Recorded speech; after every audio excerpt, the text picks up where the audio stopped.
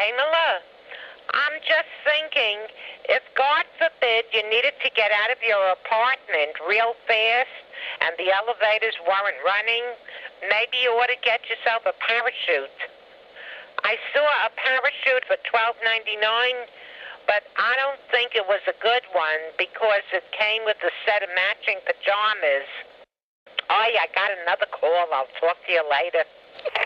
To my mother, there are just two kinds of food. First, there's the food she prepares herself. Oh, I'm stuffed to the gills. I broiled a beautiful fillet of sole, and I had some of my Jell-O mold that was so yummy. Just made a tasty turkey roast sandwich. I steamed up some broccoli that was so tender, and I made a delicious squash casserole. And here's what she had to say about food prepared by others. They served corned beef that was so fatty. They served turkey that was too pink and raw. They served carrots that were drowning in butter and corn on the cob that got stuck in my denture. The mushroom soup was bleh. The liver tasted more like a pancreas. The meatball could choke a horse. The matzo ball could choke 2 horses and a goat. They gave us string beans that were hard as a rock, the most revolting candied yams, and lox that was so salty I started to gag. Ooh, the muffin made me nauseous. The chow mein made me nauseous. The rice pudding made me nauseous. The layer cake made me nauseous. I ate the pumpkin pie and I thought I would throw up. Ugh. And their broccoli was so gassy, I was all verstunken. Excuse me. Amela, I just want to ask you a quick question.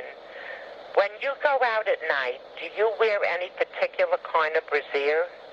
Because a lady here says she read that there was a girl who was just standing outside her house when all of a sudden there was some kind of shooting, and apparently her life was saved because a bullet got lodged in her padded bra.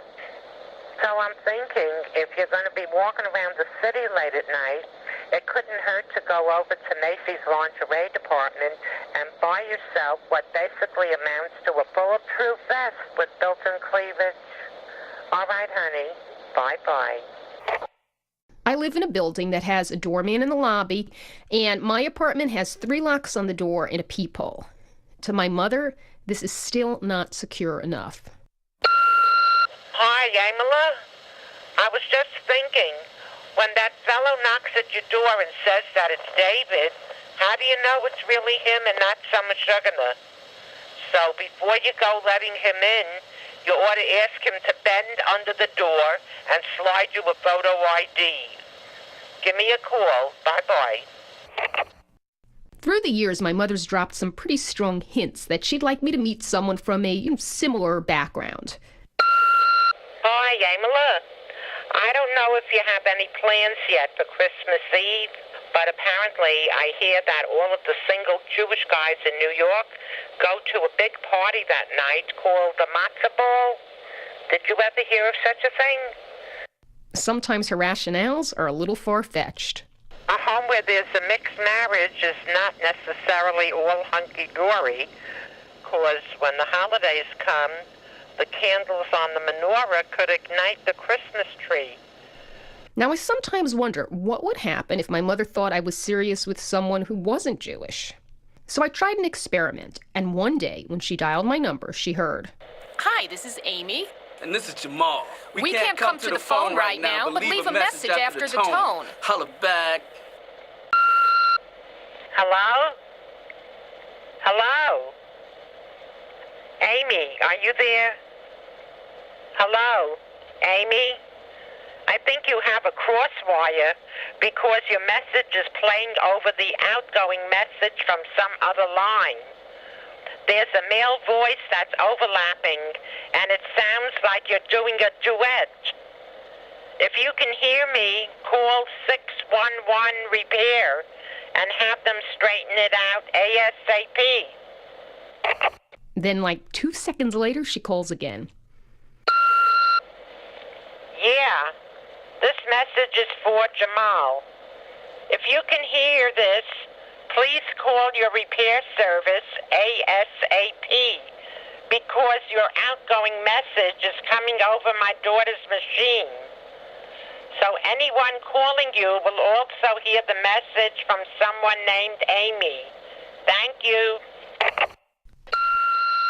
Hi, Amela. I hope you made it to the airport with everything intact. You know I'm not thrilled with you carrying your keys and wallets and your plane ticket behind you in a backpack where anyone can reach in and take it. If women were meant to carry valuables behind them, then how come no woman ever spent 9 months carrying a baby in her tuchus? All right? I'm hoping you'll come to your senses and at least buy a tote bag. Okay, Mama Shanes, let me hear from you. Hi, Amela. I don't know if you saw 60 Minutes, but they did a report that said the electric eyes on the elevator doors have a very high rate of malfunctioning. So don't go putting your hand in the door just as it's going to close, or you'll end up with a sticker for handicapped parking. All right, sweetie, I'll talk to you later. Mom, are you listening? I love you. Bye.